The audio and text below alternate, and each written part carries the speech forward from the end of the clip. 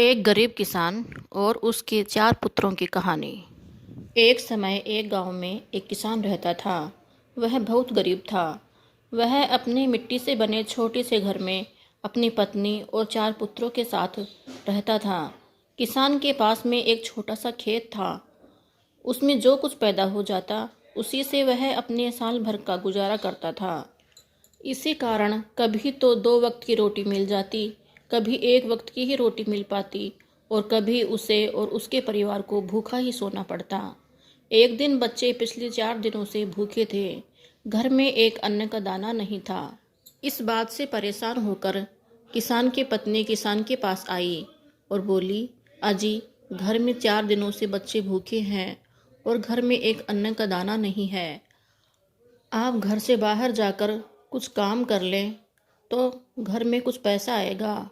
इससे बच्चे भर पेट खाना खा सकेंगे। किसान पत्नी की बातों को सुनकर घर से जाने लगा। यह सब किसान के पुत्र देख रहे थे। किसान का बड़ा पुत्र बोला, बापू, मैं भी आपके साथ चलूँगा। जाट ने अपने पुत्र से कहा कि हाँ, तुम मेरे साथ चल सकते हो। और इस तरह एक के बाद एक चारों पुत्र साथ में चलने के लिए कहने लगे। किसान अपने 4 पुत्रों के साथ पैसे कमाने के लिए घर से निकल गया। किसान व उसके 4 पुत्र खेत में गए। खेत में कुछ भी नहीं था, मात्र सूखे सण के फंदे खड़े थे। किसान को कुछ भी समझ में नहीं आ रहा था कि वह यहाँ पर क्या करे। उसने मन ही मन विचार किया कि इन सण के फंदों से ही जेवड़ी बटकर बाजार में बेचकर कुछ पैसा मिलेगा, उसी से कुछ भोजन की व्यवस्था कर लूँगा। खेत में एक बहुत बड़ा पेड़ था। वह उस पेड़ के नीचे एक पलंग डालकर बैठ गया और अपने सबसे बड़े पुत्र से कहने लगा कि बेटा, इस खेत में सण है, तुम ऐसा करो, सण तोड़कर लेकर आओ। बेटा अपने पिता की बातें सुनकर सण लेने दौड़कर गया।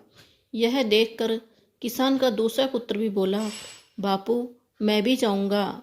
किसान ने अपने पुत्र से कहा कि हाँ बेटा, तुम भी जा सकते हो। इसी तरह से तीसरे पुत्र ने भी कहा और वह भी दौड़कर चला गया। चौथे पुत्र ने भी कहा, वह भी चला गया।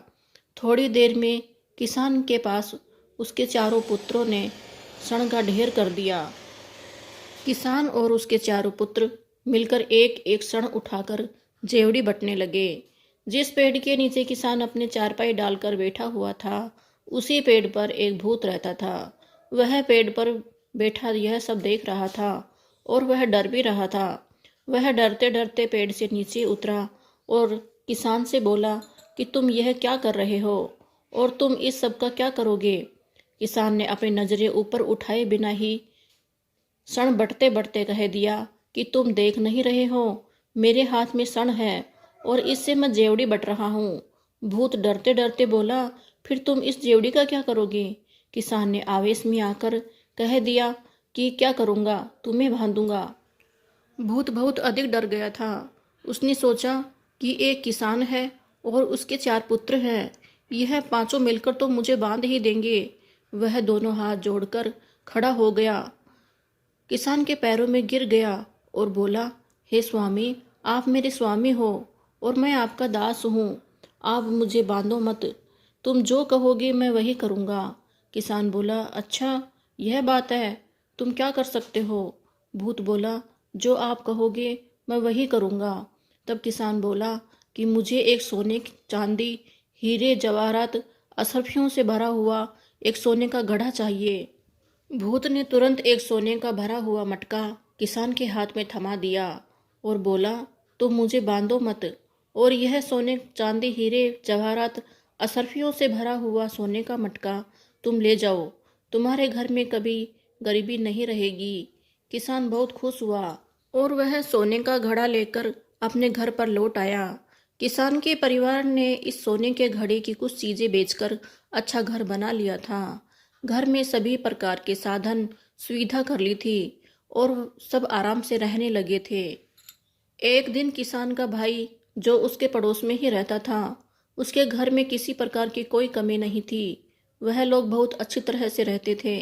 एक दिन किसान के भाई की पत्नी उसके घर पर आई और किसान की पत्नी को आकर बोली, जेठानी जी, यह सब आपके कैसे हो गया?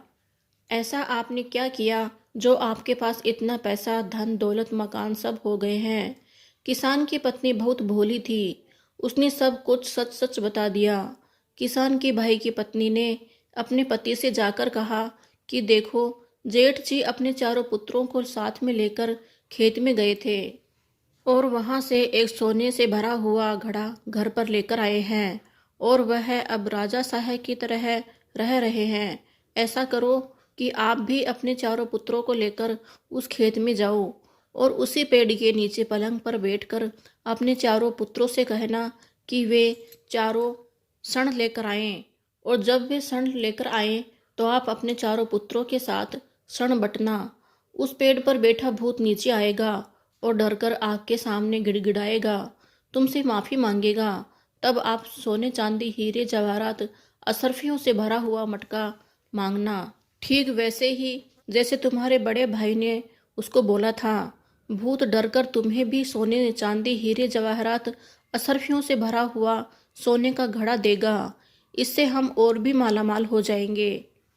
किसान के भाई ने अपनी पत्नी को बहुत समझाया कि हमारे किस बात की कमी है जो हम भी ऐसा ही करें, लेकिन किसान के भाई की पत्नी बहुत लालची थी। उसने अपने पति की एक बात न मानी और जबरन अपने पति और चारों पुत्रों को खेत में भेज दिया। किसान के भाई ने ठीक वैसा ही किया जैसा उसकी पत्नी ने उसे बताया था।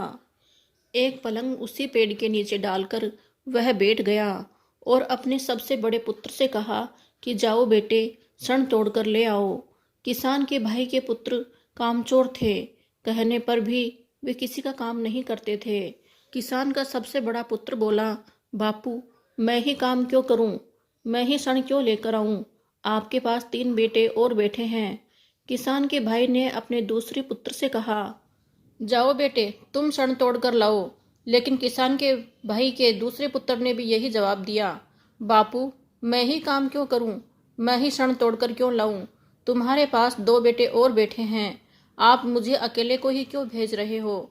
इस तरह से किसान के भाई ने अपने तीसरे पुत्र को कहा, उसने भी मना कर दिया। चौथे पुत्र को भी कहा, उसने भी यही जवाब दिया। किसान के भाई के चारों पुत्रों के द्वारा मना कर देने पर वह खुद उठकर चला और सण तोड़ के लाया। उसके चारों पुत्र वहीं पलंग पर बैठे हुए थे। किसान का भाई सण बटने लगा। यह सब पेड़ पर बैठा हुआ भूत देख रहा था।